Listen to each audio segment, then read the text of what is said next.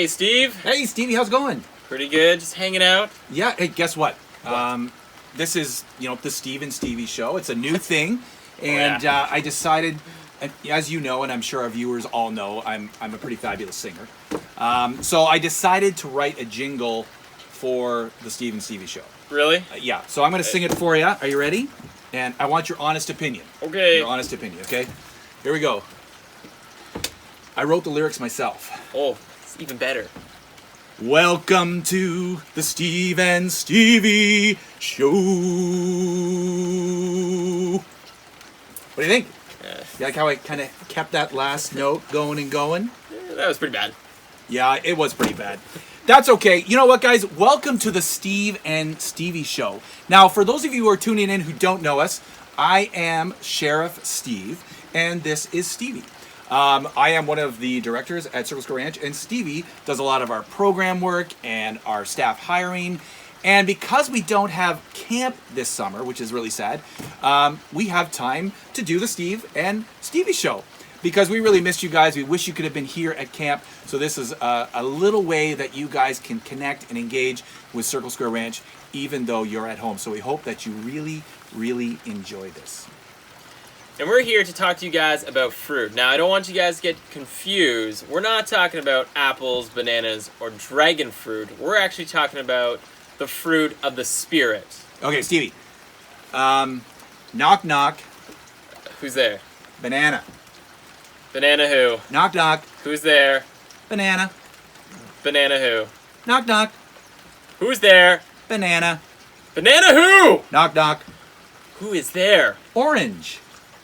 Orange who? Orange, you glad I didn't say banana? Yes. Classic fruit joke. Yes, I am. Funny all the time. Funny all the time. Listen, Stevie, you're kind of starting to make me hungry talking about all this fruit stuff. I could go for a slice of watermelon. Or an orange slice. We'll have a snack later, but right now we gotta tell our friends about the fruits of the Spirit.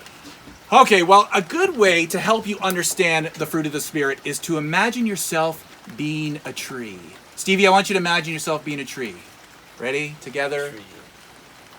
Tree. My branches are reaching out. Imagine that you're being a tree. You want it to be planted by a river, not in the desert, obviously, because you want to be where there is water. Having your roots grow into the river will help you to grow big and strong, just like Sheriff Steve.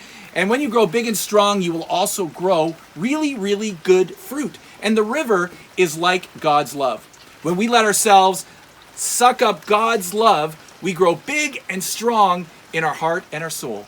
Then we will start to grow good fruit. Do you know what this good fruit we're talking about is, Steve? I sure do. It's love, joy, peace, patience, kindness, goodness, faithfulness, gentleness, and self-control. Great job, Stevie. You got them all. COVID high five. Now, Stevie, be honest with me here. What is the hardest fruit for you to do? The hardest fruit is love, and we're going to get a Bible verse from our good friend, Carice. Yay, Carice! Is that how you say her name? Yes. Okay, good. Hi, Steve. Hi, Stevie. All right, guys, I do have a Bible verse about love for you guys. It's from 1 John 4:19, and it says, "We love because he first loved us." Where'd she go? I don't know. She just kind of pops in and out, whatever she likes. But we're going to go look at a video now, and it's going to be showing about God's love. I love videos. Slapstick Theater. John's letter about love. This is John. Hey there. John was a disciple of Jesus. He heard Jesus' teaching Oh yeah. and saw how much Jesus loved people. Wow. John spent the rest of his life telling others about Jesus. John wrote letters to people who believed in Jesus to encourage them and teach them. In one of his letters, he wrote about real love. He said that we know what real love is because Jesus gave up his life for us, so we should do the same for others. If someone has enough money to live well and sees another in need but doesn't help, Yeah. how can God's love really be in that person? John said, let's not merely say that we love each other, but let's show our love for people through our actions. great video, Steve. It really shows us that we can show love through our actions. That's right.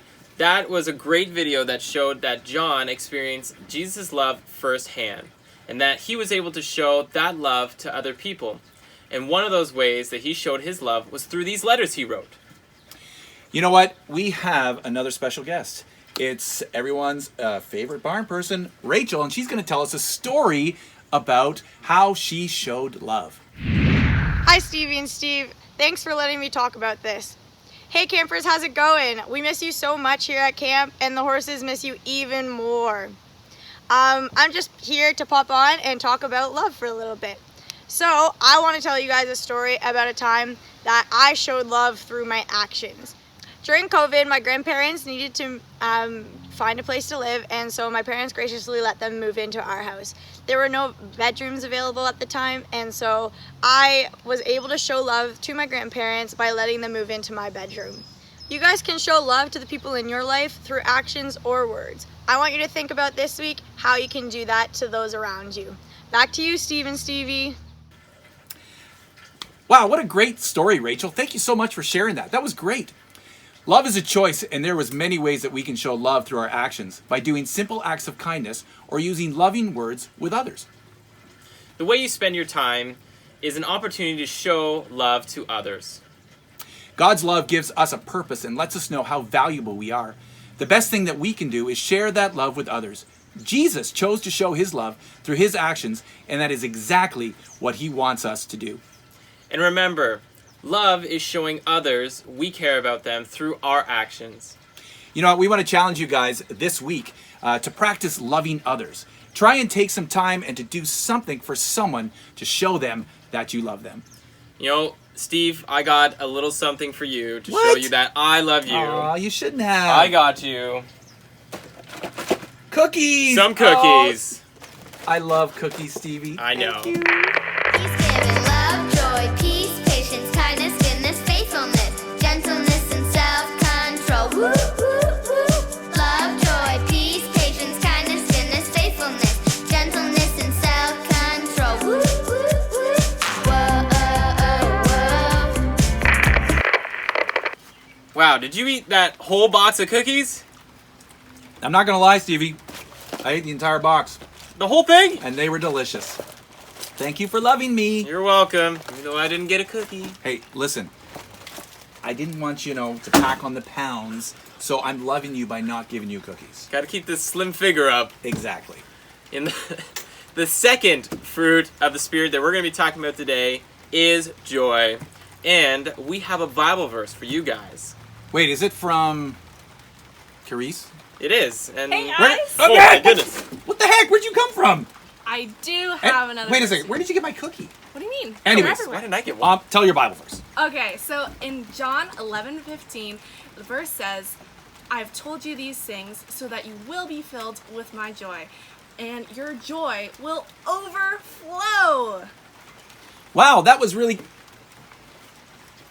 She did it again. Where did she go? It's like pokeroo.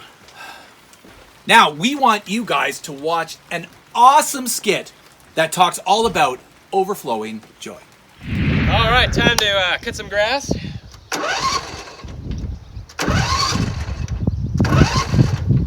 Well, guess that one's not working. Let's try something else.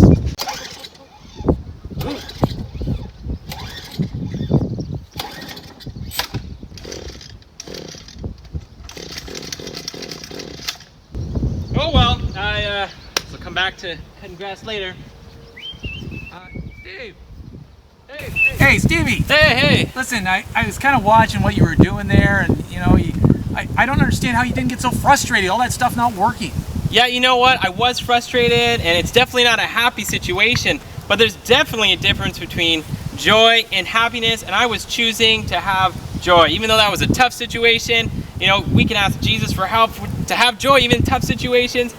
I just wish I had an object lesson to show you how it just joy just kind of makes sense. Hey, Hey. Stevie, did you want my Coke and Mentos? Oh, this is perfect for an object lesson.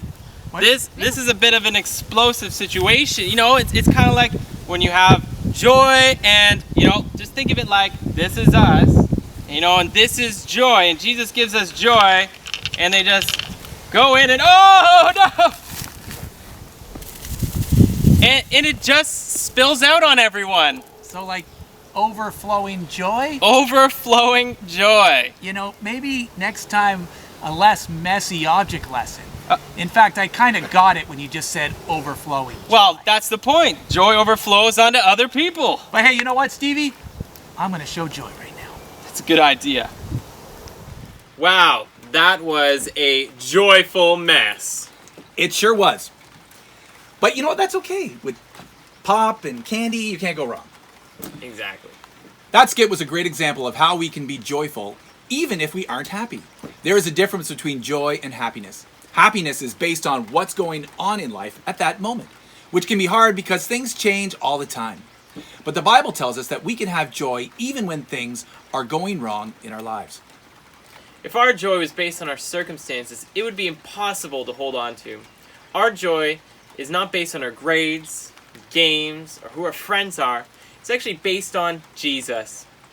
This doesn't mean, we're gonna be, you won't feel sad or depressed, but we will have a joy, and our sadness will eventually go away, and it will be replaced by the joy of Jesus. Yay, Jesus! All right, now we have a special story for you. It is a story about two cool guys named Paul and Silas, and it's going to be told to you by Paul himself. Enjoy the story. All right, thank you so much, Steve and Stevie. I am Paul here, super excited to be here to tell you a story about me and my best buddy, Silas. Now, one day we were in Philippi telling the story of Jesus every day to anyone who would listen. Now, people didn't like it and they got angry, and, well, they came and beat us up and threw us in jail. Now, when we were in jail, you would think that, we would be kind of angry and scared. Jail's not a nice place to be. But instead, we chose to show joy. Woo! And continue to worship God. We started singing and dancing and having a great time praising God. Praise you, Jesus. Because of this, God sent an earthquake to set us free. The doors were open.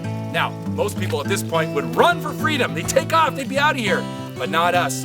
We stayed around, we talked to the guards about who God was. And then the guard decided that they wanted to serve God too. Our joy helped share the love of God. I don't know about you guys, but I think that's a pretty awesome story. Thanks for listening.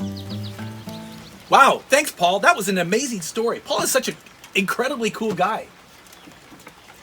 Paul and Silas were in a tough situation, but they still had a lot of joy and praised God. The next time you're experiencing a tough situation in life, try to shift your focus and remember that you can choose to have joy.